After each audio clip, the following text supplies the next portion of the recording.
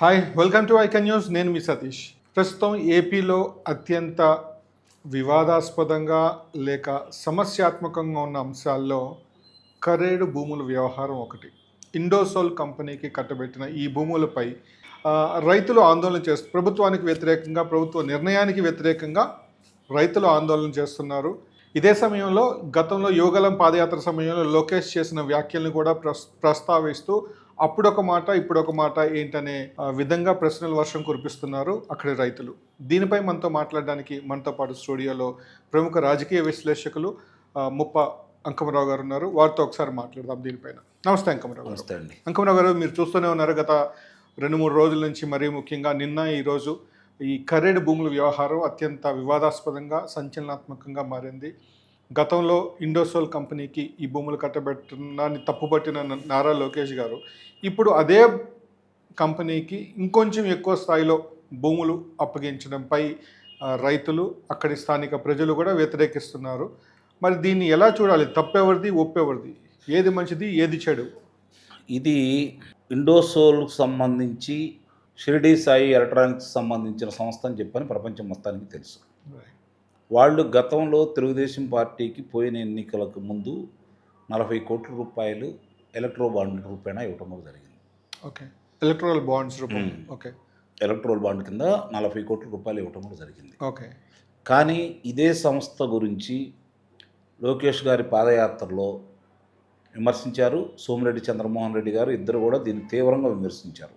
ఎందుకంటే ఒకప్పుడు ఇది ప్రకాశం జిల్లా కందుకూరు నియోజకవర్గం. రైట్, అవును. ఇప్పుడు నెల్లూరు పొట్టి శ్రీరాములు గారి జిల్లాలో, అంటే ఆ నియోజకవర్గం కూడా నెల్లూరు లోక్సభ పరిధిలో ఉంది కాబట్టి ఇప్పుడు దాన్ని అలా వ్యవహరిస్తూ ఉన్నారు. వాస్తవంగా చూసుకుంటే అక్కడ అందరూ కూడా మామూలుగా బలహీన వర్గాల వాళ్ళు, అవును, అలాగే చేపల వేటకెళ్ళి చేసుకునే మత్స్యకారులు. మరి అక్కడ చూసుకుంటా ఉంటే ఒకేపిన మామిడి, ఒకేపిన సపోటా, ఒకేపిన వేరుశనగ, కూరగాయలు, మరి చేపల వేటలకెళ్ళి చేపలు తీసుకురావటం, ఇవన్నీ కూడా అందరూ మిళితమైనటువంటి గ్రామం అది. నిజంగా అందరూ రైతులు, పైపెత్తు సారవంతమైన భూమి. రెండోది 25-30 అడుగులకి వెళ్తే మంచినీరు పడేటువంటి గ్రామం కూడా అది. అంటే వ్యవసాయానికి బాగా అనువైన గ్రామం. వ్యాపార సంస్థలు తీసుకురావడం తప్పు కాదు, వ్యాపార సంస్థలను ప్రోత్సహించడం తప్పు కాదు, వాళ్ళకి భూములు కేటాయించడం కూడా తప్పు కాదు. కానీ ఏ విధంగా, ఎలా? ఇప్పుడు కొన్ని చోట్ల తప్పనిసరి పరిస్థితుల్లో ఏదన్నా ఉంటే రైతులతోటి మమేకమైపోయి రైతులతోటి కలిసిపోయి కొన్ని సంస్థలు ఉంటాయి. వాళ్ళకై వాళ్ళు వచ్చినప్పుడు రైతులు కూడా స్పందిస్తారు, ముందుకెళ్తూ ఉంటారు. కానీ ఇక్కడ ఆ రోజు విమర్శించి ఈరోజు వాళ్ళకి ఇవ్వటం, అందుకంటే వాళ్ళు ఆ రోజు కోరిన దానికంటే అదనంగా ఇవ్వటం అనేది ఇక్కడ కొంచెం విచిత్రంగా కనపడతా ఉంది. దానికి సంబంధించి అప్పటి వైఎస్ఆర్సీపీ పార్టీ వాళ్ళు ఇది మా సంస్థే, ఎవరో కాదు కదా, వైఎస్ అవినాష్ రెడ్డికి సంబంధించింది, మాదే కాబట్టి మాకు లాభం వస్తుందని చెప్పి వాళ్ళు సంగలు గుద్దుకుంటున్నారు. వాళ్ళు వచ్చి మళ్ళీ వాళ్ళ శాసనమండలి సభ్యుడు వచ్చి మేము మీకు పూర్తిగా మద్దతు అని చెప్పి అంటున్నాడు. మరి దీనికి సంబంధించి తెలుగుదేశం పార్టీ వాళ్ళు కావచ్చు, లేకపోతే మిగిలిన వాళ్ళు కావచ్చు, దాని గురించి పెద్దగా ఎక్కడ స్పందించట్లేదు. ఇది చాలా దారుణమైన విషయం.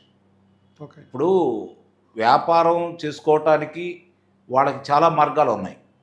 కానీ రైతులు, ఇప్పుడు దేశానికి రైతు వెన్నెముక అని చెప్పుకోవడానికి పనికి వస్తుంది. మరి ఇలాంటివన్నీ చూస్తూ ఉంటే ఆ రైతుల దృష్టిలో నాకు తెలిసినంత వరకు రైతుల పాలిటి శత్రువులుగా రాజకీయ నాయకులు తయారవుతున్నారు. రైతులు శ్రమించి కష్టపడి దేశానికి ఈరోజు, అంటే వ్యవసాయపరంగా వాడు చేయాల్సినటువంటి అన్నీ చేసి కూడా దేశానికి అందిస్తూ ఉంటే రాజకీయ నాయకులు, వ్యాపారస్తులు, అధికారులు కుమ్ముక్కైపోయి రైతు అనేవాడిని లేకుండా చేసే ప్రయత్నం కనపడుతూ ఉంది. కేంద్రం కూడా అలానే ఉంది కొన్ని విషయాలు చూసుకుంటూ ఉంటే.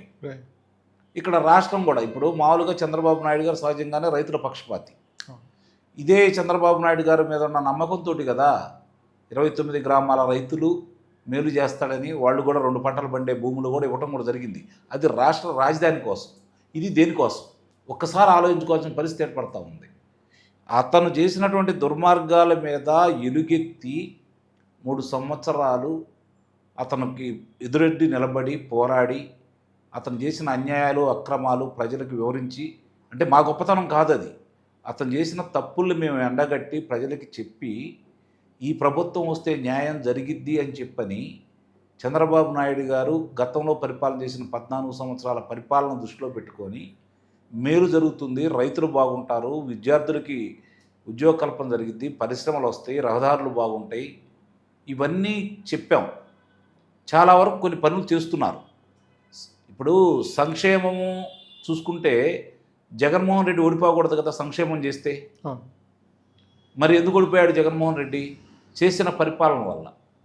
మీరు కూడా అదే పందాలో వెళ్తుంటే ఆ వ్యక్తులకే మీరు కూడా ఈరోజు సహాయ సహకారాలు అందజేస్తుంటే ఇప్పటిదాకా ఎవరన్నా ఏదన్నా మాట్లాడితే వాళ్ళ మీద ఇరుసుకుపడ్డాం. వాస్తవంగా చెప్పాలంటే ఇరుసుకుపడ్డాం. కానీ ఈరోజు ఈ పరిస్థితులు చూస్తూ ఉంటే అనుమానాలకు తావిస్తూ ఉంది. ఎందుకు అసలు ఇట్లాంటి గ్రామాలను ఎంచుకుంటున్నారు? ఆ ప్రకాశం జిల్లాలో మెట్ట ప్రాంతాలు చాలా ఉన్నాయి. ఈరోజు కూడా పంటకు నోచుకునే గ్రామాలు చాలా ఉన్నాయి. వాళ్ళకి వర్షాలు పడితేనే ఆధారం. ఇక్కడ 40 లక్షల రూపాయల దాకా భూమి విలువ అంటూ ఉంది.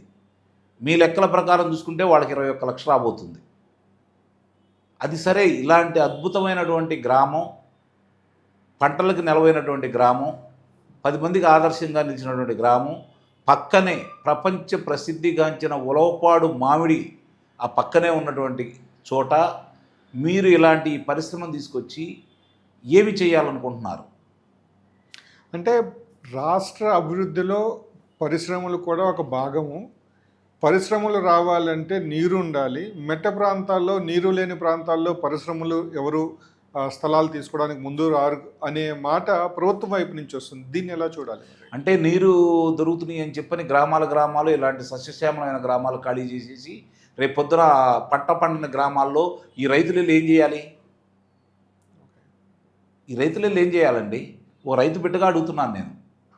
నాకు తెలుసు, చిన్నప్పుడు నేను వ్యవసాయం చేయకపోవచ్చు, లేకపోతే వ్యవసాయ పనులు నాకు తెలియకపోవచ్చు, తెలుసు, కానీ అన్ని పనులు నాకు తెలియకపోవచ్చు. మా అన్నయ్యలు చేసినటువంటి వ్యవసాయం చేసినప్పుడు వాళ్ళ పొలాలకు వెళ్ళి నేను పనిచేసిన వాడిని. అందరం కలిసే ఉన్నాం. పార్టీలు వేరైనా సరే అందరం కలిసే పని చేసుకునేవాళ్ళం. కానీ ఇట్లాంటి ఈ విధంగా చూసుకుంటా ఉంటే ఈరోజు మామూలుగానే ఆ రోజుల కంటే అధిక దిగుబడి వస్తుంది, కానీ ఖర్చులు పెరిగిపోతున్నాయి, రైతులు గిట్టుబాటు కావట్లేదు. ఆ రోజు కంటే అధికంగా ధాన్యాన్ని పండిస్తున్నాం, వాస్తవమే. కానీ అధికంగా ధాన్యం పండించినప్పుడు కూడా మనకు గిట్టుబాటు కావట్లేదు. నాకు బాగా తెలిసినప్పుడు 16 బస్తాలు పండితే చాలా గొప్ప అనుకునేవాళ్ళు. 18 బస్తాలు పండితే అబ్బో బాగా పండించాడు ఆ రైతు అని చెప్పని అనుకునేవాళ్ళు. ఈరోజు 40 బస్తాలు పండినా కూడా రైతుకు గిట్టుబాటు కాని పరిస్థితి వచ్చింది. ఇది ప్రభుత్వాలను నిందించట్లేదు, రైతులతో కూడా పొరపాటు ఉంది. అధిక దిగుబడులు రావడం కోసం రసాయనిక ఎరువులు వాడుతున్నారు, అవసరానికి మించి వాడుతున్నారు. దానివల్ల రైతులు నష్టపోతున్నారు, ప్రజల ఆరోగ్యం కూడా దెబ్బతింటుంది. ఇది కూడా గమనించుకోవాలి. ఈరోజు ఒక రకంగా చూసుకుంటా ఉంటే రసాయనిక ఎరువులు, క్రిమిసంహారక మందులు వాడి, అలాగే ఎలికలు చనిపోవడానికి ఆ గుళికలు వాడి, ఈరోజు ఒక రకంగా చూసుకుంటే ఆహారం విషతుల్యం అవుతుంది, నిస్సందేహంగా నేను చెప్పగలను. ఈరోజు మన మిరపకాయలు చైనాకి వెళ్ళి వెనక్కి తిరిగి వచ్చినాయి అంటే కారణం ఏంటంటే మామూలుగా ఈ క్రిమిసంహారక మందులు అధికంగా వాడారని చెప్పారు, పెస్టిసైడ్స్. మరి ఇవన్నీ కూడా చూసుకుంటా ఉంటే ఈరోజు మామూలుగా మనలాంటి వాళ్ళని చూసుకుంటా ఉంటే గతంలో తిన్న ఆహారానికి ఈరోజు తినే ఆహారానికి ఎంత వ్యత్యాసం ఉంది? సంబంధం లేదు. ఆ రోజు తిన్న ఆహారానికంటే ఎక్కువగా ఈరోజు అందుబాటులోకి వచ్చింది చాలామందికి. చాలా రకాలుగా తినగలుగుతున్నారు, కూరగాయలు కావచ్చు, మాంసకృతులు కావచ్చు. కానీ తినే శక్తి తగ్గిపోతుంది. ఎందుకు తగ్గిపోతుంది? ఇవన్నీ కూడా దృష్టిలో పెట్టుకుంటే ఈరోజు రైతులు వాళ్ళు కన్నతల్లిలాంటి నాకు చిన్న సంఘటన ఇప్పటికీ నా మనసు కదిలిస్తూ ఉంటుందండి. మాకు వాగు ఉంటుంది, జల్లవాగు పక్కనే ఒక 1/2 ఎకరం భూమి ఉంది. నాకు ఆగతాయితాను ఒక రకంగా చెప్పాలి అంటే. తెలుగుదేశం పార్టీ అనేది పిచ్చి, అది కూడా చెబుతున్నాను నేను. తెలుగుదేశం పార్టీ అనేది పిచ్చి.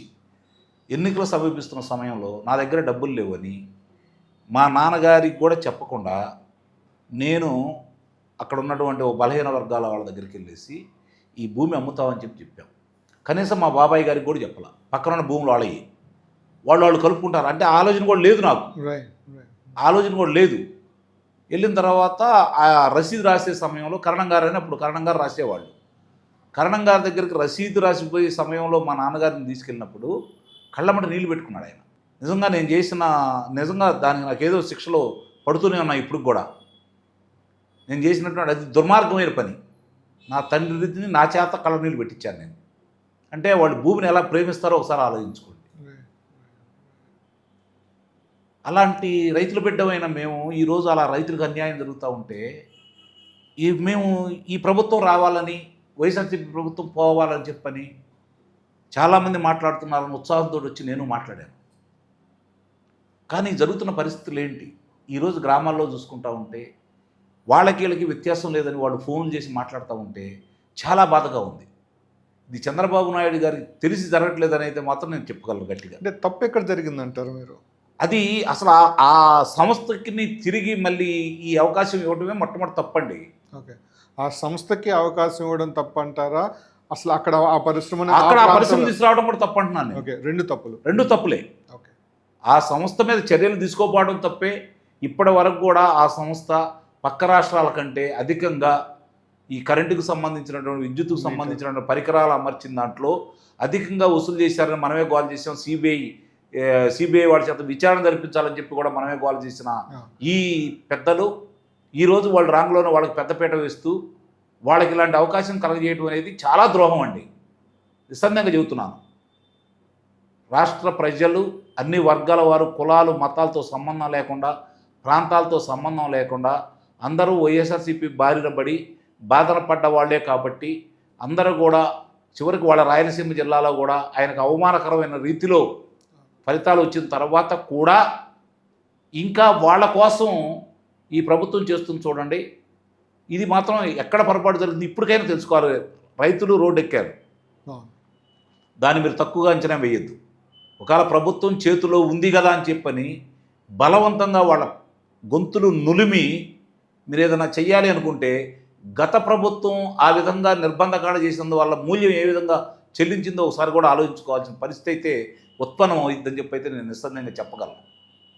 రైతులు కంట కన్నీరు పెట్టినా, కలకంటి కంట నీరు వచ్చినా కూడా బాగుపడ్డట్టు ఎక్కడ చరిత్ర లేదండి. ఇది గమనించుకోవాలి. అమరావతి రైతుల్ని ఎంత ఇబ్బంది పెడితే సాటి రైతులందరూ కూడా మా సోదరుల వాళ్ళు, మా సోదరీమణులు అని చెప్పని వాళ్ళందరూ కూడా అమరావతిని ప్రాంతాలకు అతీతంగా రాయలసీమ కావచ్చు, ఉత్తరాంధ్ర కావచ్చు, వాళ్ళు వీళ్ళు మా సోదరులు అని చెప్పి భావించి, మా సోదరులని భావించి ఆ ప్రభుత్వానికి ఏ విధమైనటువంటి బుద్ధి చెప్పారో చూసిన తర్వాత కూడా ప్రజాప్రభుత్వం అనుకుంటున్న ఈ ప్రభుత్వంలో ఇలాంటి పొరపాట్లు జరగడం అంటే అధికారులు చేస్తున్న తప్పుకి ప్రభుత్వం తలబొగ్గుతుందా, లేకపోతే ఈ వేళ్ల మీద ఇంకెవరైనా ప్రభావం చూపుతున్నారా, లేకపోతే చంద్రబాబు నాయుడు గారికి ఈ విషయం తెలియదంటే నిస్సందేహంగా నేను మాత్రం చంద్రబాబు నాయుడు గారి విషయంలో ఎక్కడో పొరపాటు జరుగుతుందని అయితే నేను భావిస్తున్నాను. ఆయన అయితే దీన్ని ఒప్పుకుంటాడైతే మాత్రం ఎట్టి పరిస్థితిలో కూడా భావించట్లేదు. అధికారులు మాట ఎక్కువగా వింటారనే మాట అయితే వినిపిస్తుంది. అధికారులే ఆయన తప్పుదో పట్టించారని అనుకోవచ్చా? ఇప్పుడు ఈ ఉద్యమం బయటకు వచ్చింది కాబట్టి ఇప్పటికైనా స్పందించి ఇలాంటి పొరపాట్లు భవిష్యత్తులో జరగకుండా చాలా విషయాల్లో జరుగుతున్నటువంటి పొరపాట్లు ఇప్పుడు ప్రజలకు అర్థమవుతుంది. వాళ్ళకి తెలియదని నేను అనుకోను. కానీ 164 స్థానాలు వచ్చినాయి కదా అని చెప్పారంటే 151 స్థానాలు వచ్చిన వాళ్ళకి 11 స్థానాలు పరిమితం అయిపోయినాయి. అది కూడా ఆలోచించుకోవాలి. నిస్సందేహంగా అంటే ఒక రైతు బిడ్డగా, ఆంధ్ర రాష్ట్ర పౌరుడిగా నేను మాత్రం ఇది ఇట్లా జరుగుతుందని మాత్రం నేను మాత్రం ఊహించలా. సో ప్రజల నుంచి ఇది మొదటి హెచ్చరికగా భావించవచ్చు. నిస్సందేహంగా గతంలో చిన్న ఎక్కడ వచ్చినా కూడా ఉద్యమ రూపేణ ఎప్పుడు రాలేదు. భవిష్యత్తులో మాత్రం ఇది ఉద్యమ రూపేణ వచ్చిందని అయితే మాత్రం నిస్సందేహంగా అయితే నేను చెప్పగలను. Thank you so much. ఇప్పటికైనా కానీ అంటే జరిగిన దాని వరకు పక్కన పెట్టేస్తే ఇక నుంచి అయినా ప్రజల అభిప్రాయానికి అనుగుణంగా ప్రభుత్వాలు నిర్ణయం తీసుకుని అన్ని చోట్ల ప్రజలు సహకరిస్తారని నేను చెప్పను. ఓకే, వాళ్ళలో కొంతమంది వ్యతిరేకులు ఉంటారు, అనుకూలంగా ఉంటారు. ఒకళ్ళిద్దరు అడ్డం తిరిగినా కూడా మిగిలిన అందరూ కూడా అమ్మో నిజమే కావాలని చెప్పుకొని వాస్తవంగా మేలు జరిగేటప్పుడు కొంతసార్లు అడ్డం జరగవచ్చు, నేను కాదని అంటలా. కానీ ఇలాంటి ప్రదేశాలు కాదు. ఇప్పుడు మీరు బరకచర్లు తీసుకొస్తామన్నారు, పోలవరం పూర్తి చేసి ఏదో చేస్తామంటున్నారు.